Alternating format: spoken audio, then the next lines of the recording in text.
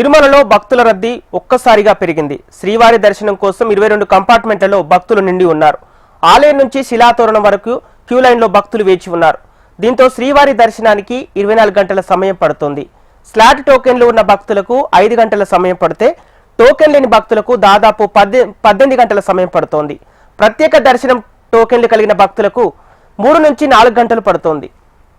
దీంతో సర్వదర్శనం టోకెన్లు కలిగిన భక్తులు నిర్దేశించిన సమయానికి క్యూ లైన్లో వెళ్లాలని తిరుమల తిరుపతి దేవస్థానం విజ్ఞప్తి చేసింది.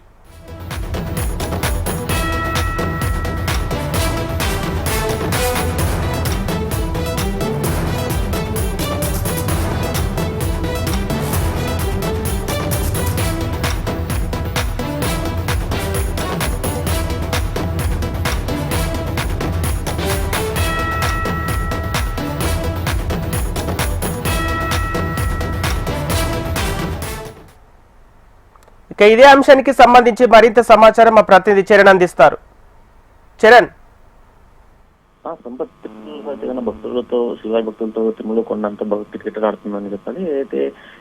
ఏదైతే వీకెండ్ అంటే శుక్రవారం, శనివారం, ఆదివారం ప్రాంత సమయాల్లో చూస్తున్నట్లయితే భక్తులు తిరుమలకు అధిక సంఖ్యలో వస్తుంటారు శ్రీవారిని దర్శించుకోవడానికి అని చెప్పాలి. అయితే ఇవాళ శ్రీవారి దర్శనానికి సుమారు 24 గంటల సమయం పడుతుందని టీటీడీ అధికారులు అఫీషియల్ గానే చెప్తున్న పరిస్థితి నెలకొంది. అయితే శ్రీవారి భక్తులు అయితే గత కొన్ని రోజులుగా చూస్తున్నట్లయితే శ్రీవారికి తిరుమలకు భక్తుల సంఖ్య తగ్గిముఖం పట్టినా కూడా ఇవాళ 2-3 రోజులుగా చూస్తున్నట్లయితే తిరుమలకు భక్తులు అధిక సంఖ్యలో వస్తున్నారు. అయితే దర్శనానికి సుమారు 24 గంటల సమయం పడుతుంది.